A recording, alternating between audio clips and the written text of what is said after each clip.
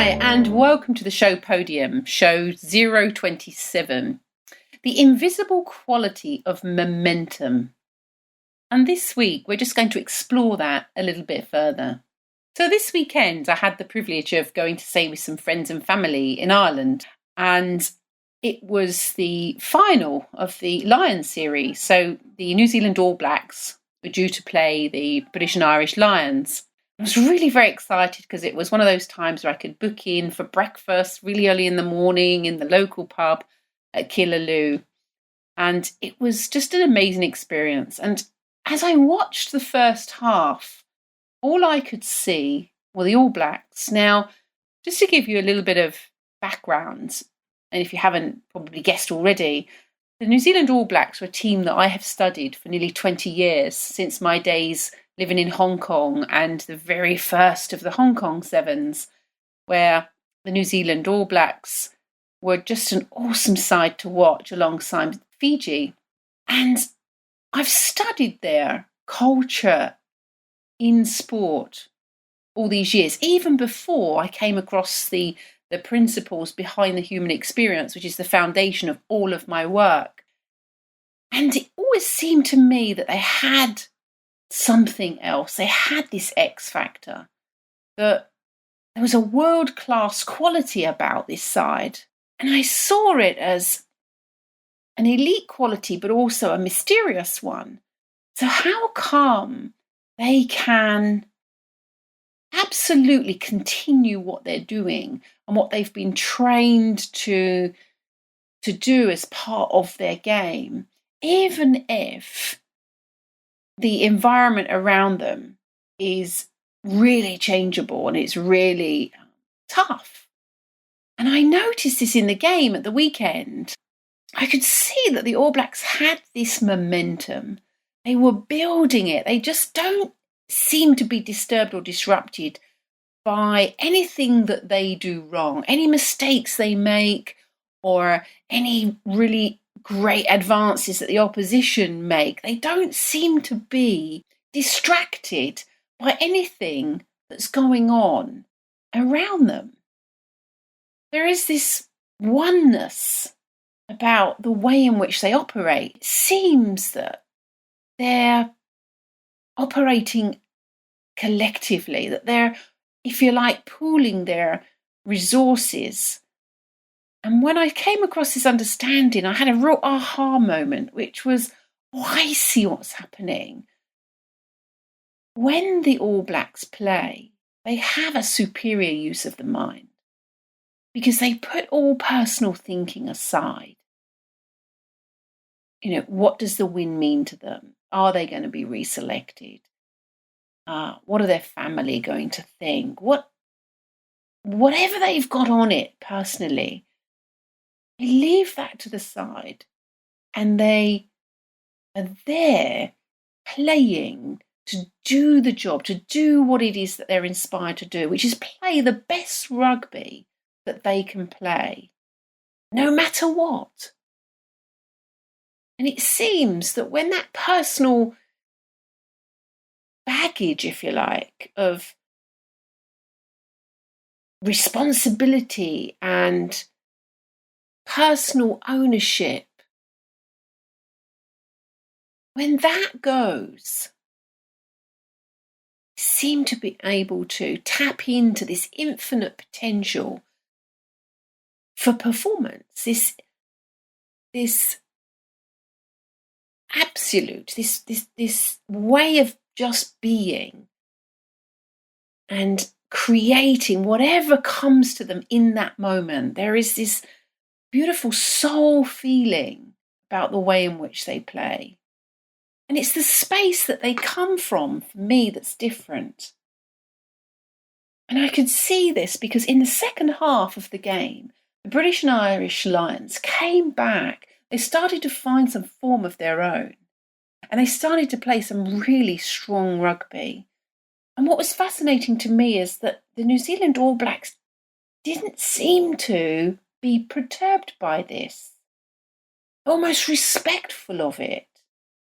It didn't mean anything negative about their performance. it didn't mean that they needed to take any of that personally. All it meant was that the British and Irish Lions were playing better. And so because the All Blacks were able to just, and this is how it looked to me, and of course I'm creating and projecting this, but it's really relevant for sports teams because it points to the fact that experience doesn't come from the opposition and whether or not they're coming back into their game. It's coming from within you. And it's coming via this amazing power of thought that we all have to navigate life and to bring us our finest performances on the day. And I love just watching the players responding. And it seemed that last period of that game, both teams had connection to their innate resilience as human beings to perform in sport. I mean, they were not in there personally, they were collectively performing and collectively enjoying their capacities to play and execute their skills.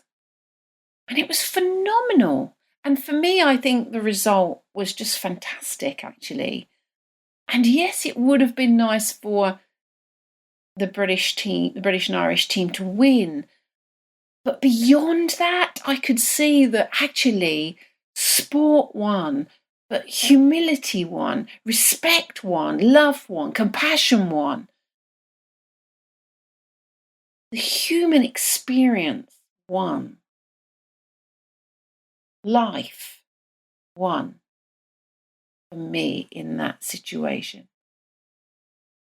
And it was just an amazing privilege to watch those two teams perform the way they did, and especially the New Zealand All Blacks being able to maintain and not get distracted by personal thinking, which must have come in for them when the British and Irish Lions came back at them. But were they bothered by it? And here is the difference. They appeared to be able to transcend that personal thinking, like it really is irrelevant, and that they didn't need to take it seriously. And the only thing that they were interested in is creating performance in the moment. There was nothing else in the way. And in the second half, that was the case for both teams, in my view. And I didn't see that. I saw in the first half, the British and Irish Lions just took a little bit more time to settle out of their personal thinking and therefore out of a state of mind which is a little bit contaminated. It's fuzzy. There isn't freedom there. There isn't clarity there. And with that level of noise, there wasn't the precision and the best decision making and the ultimate in terms of perceptual field. It just wasn't there for them. But in the second half, I saw that from both teams. And for me, I just think this epitomizes what it is I'm pointing to in terms of understanding the human performance, understanding how the human mind works to create experience. It works one way. It works inside out.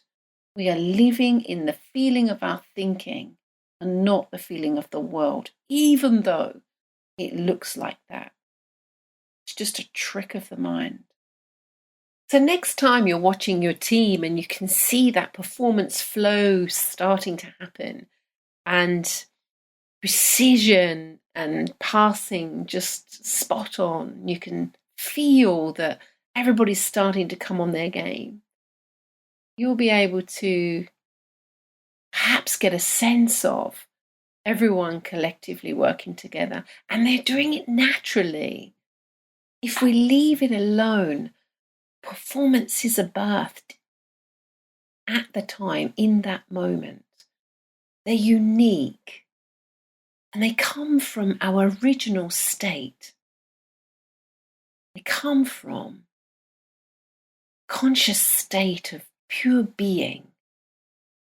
Well, I hope you've enjoyed the show. I've certainly loved this conversation. So if you want to get hold of me, you can contact me on denise.holland@class-performance.com, or you can look on my website at www.class-performance.com. There are many articles there for you to enjoy.